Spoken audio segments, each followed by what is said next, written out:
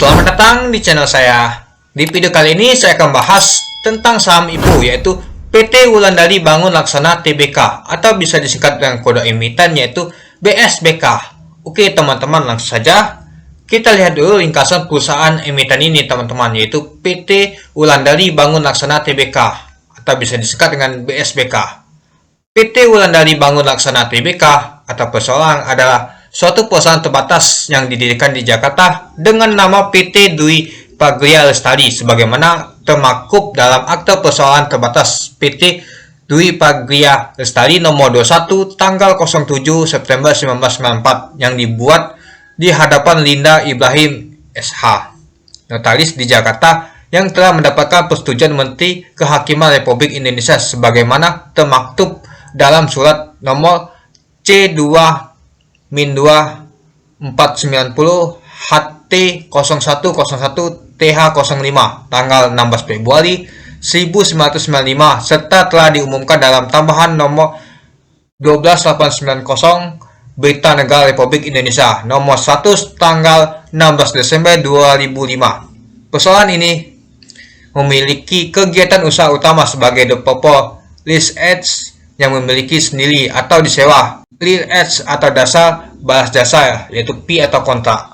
Untuk alamatnya di Jalan Jenderal nomor 47 Tower G, Komplek Balikpapan, Superblok Star Kuda, Kelurahan Damai Bahagia, Kecamatan Balikpapan Selatan, Kota Balikpapan, Provinsi Kalimantan Timur 76114. Untuk situs perusahaan emiten ini yaitu http://balikpapansuperblok.com. Nah, kita bisa lihat teman-teman untuk situs webnya. Nah, ini dia teman-teman untuk situs webnya teman-teman. Nah, ini tentang sewa properti dan ini teman-teman. Nah, ini ada juga pembangunan. Nah, teman-teman bisa lihat sendiri untuk website ini. Nah, teman-teman. Nah, ini dia websitenya. Nah, unit-unit sewa-sewa yang tujuan. Nah, oke, kita lanjut lagi untuk ringkasannya. Nah, kita masuk ke informasi perusahaan IPO ini teman-teman. Jumlah saham yang ditawarkan adalah 2.750.000.000 saham. Dari total saham yang dicatatkan adalah 12,09%. Nah, untuk harga penawarnya rentang dari 1 sampai 120. Untuk dana deploy adalah 275M sampai 330M.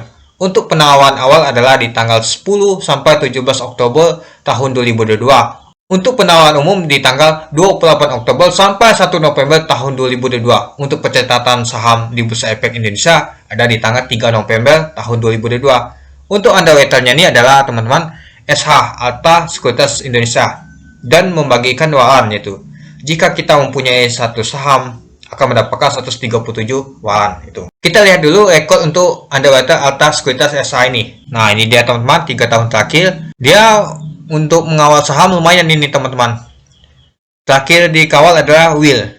Dia 2 kali ala teman-teman. Kalau kayu 2 kali, untuk di tahun 2018 pola 8 kali. Nah, itu teman-teman untuk recordnya. Jadi ini lumayan ini teman-teman. Kalau kita mengikuti saham ini, BSBK ini kemungkinan ada cukup ala teman-teman. 1 kali ala lumayan ini. Itu. Oke, kita lanjut. Nah, kita start dulu teman-teman rencana penggunaan dana ini. Seluruh dana yang diperoleh dari hasil penawaran umum perdana setelah dikurangi biaya emisi akan digunakan oleh perusahaan untuk yang pertama, sekitar 100 miliar rencana akan digunakan oleh perusahaan untuk membeli tanah seluas kurang lebih 1,2 hektar di kota Balikpapan dan sekitarnya.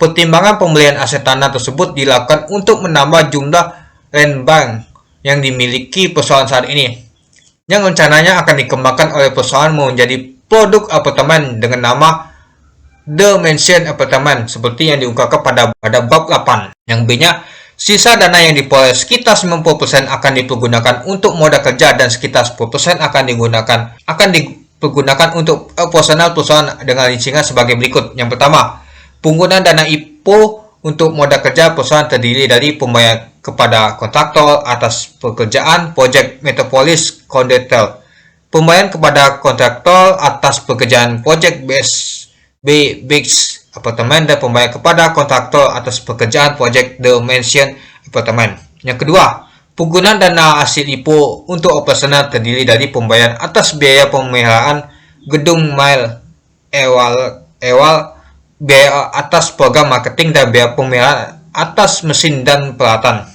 Nah, dana yang diperoleh dari pelaksanaan awalan 1 apabila dilaksanakan oleh pemegang saham sebesar 200 miliar akan digunakan untuk pembayaran utang ke PT BPD Kalimantan Timur dan Kalimantan Utara, dan sisa dananya yang diperoleh akan dipergunakan untuk modal kerja perusahaan. Nah, itu untuk awalnya, teman-teman. Oke, itu dia teman-teman untuk rencana penggunaan dana tadi. Oke, kita lanjut. Kita masuk ke laporan keuangan, teman-teman. Oke, kita lihat dari segi tahun 2019. Nah, ini dia teman-teman, ada jumlah aset lancar, ada jumlah aset tidak lancar. Nah, kalau kita lihat dari 2019 ini ke 2020 ternyata mengalami penurunan, teman-teman. Ke 2021 mengalami penurunan.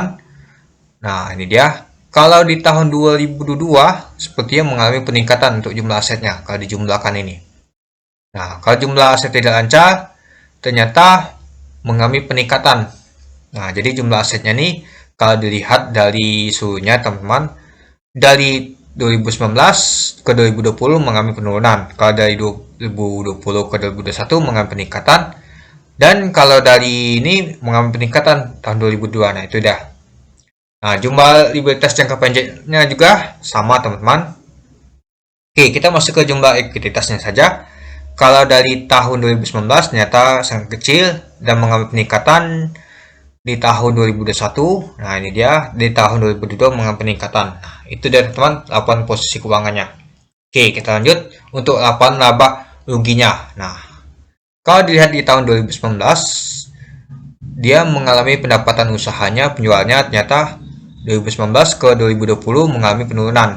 Di tahun 2021 mengalami peningkatan, teman-teman. Wow, lumayan ini. Nah, kalau di tahun 2022 lumayan juga nih, sama. Di tahun 2021 nih mengalami peningkatan yang sangat signifikan, teman-teman. Daripada di tahun 2020 tadi. Nah, itu.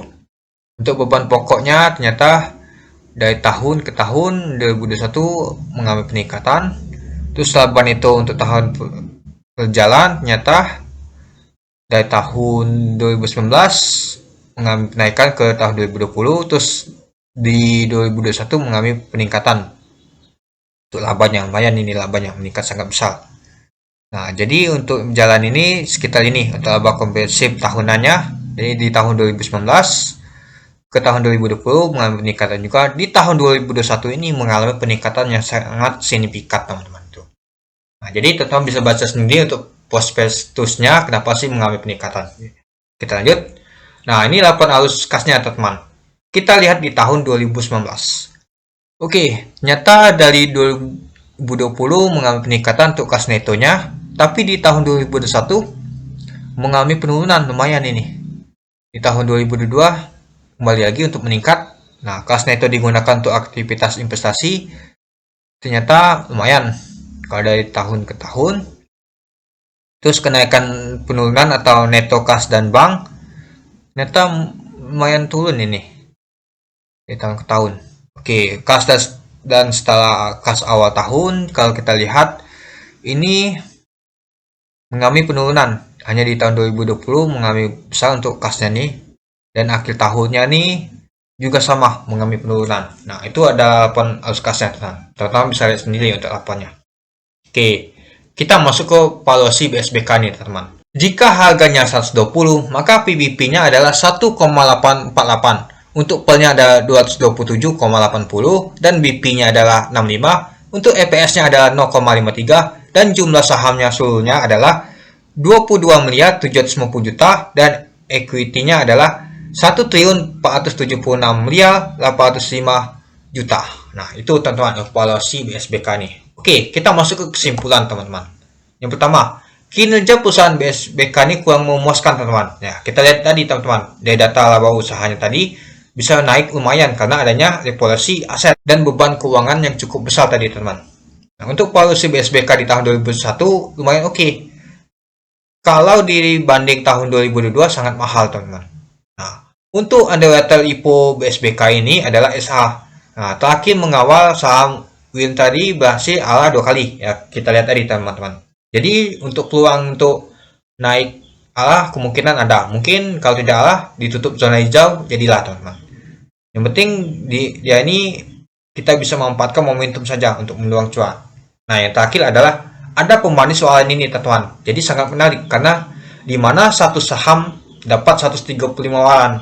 Ingat, satu waran ini sama dengan 1 rupiah, teman-teman. Nah, misalkan kita dapatnya 135 lot, lumayan ini. Jadi kita bisa ukur, teman-teman, untuk resikonya misalkan mengalami ALB pada pertama. Nah, jadi kalau ada pemain di sini pasti banyak peminatnya, apalagi retail. Nah, itu. Oke, mungkin itu saja sih, teman-teman, untuk kesimpulan saya tentang saham IPO BSBK ini. Gimana, teman-teman? Apakah mau beli atau tidak? Kalau saya sih mau beli. Kenapa? Karena ada warannya. Meskipun untuk sahamnya ini kurang menarik sih karena properti. Nah, karena warannya ini sangat menggiurkan.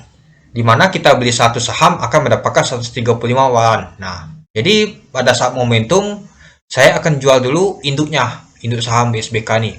Lalu saya jual warannya itu untuk manisnya. Oke. Mungkin itu saja sih, teman-teman, untuk kesimpulan saya. Disclaimer on, teman-teman. Ini hanya pendapat saya sendiri. Silakan teman-teman untuk baca sendiri untuk struknya. Ini dari ringkasan saya sendiri. Kalau ada kata-kata salah, mohon maaf atas penjelasan saya yang salah. Oke? Sekian dulu video singkat saya. Terima kasih sudah menonton. Salam cuan.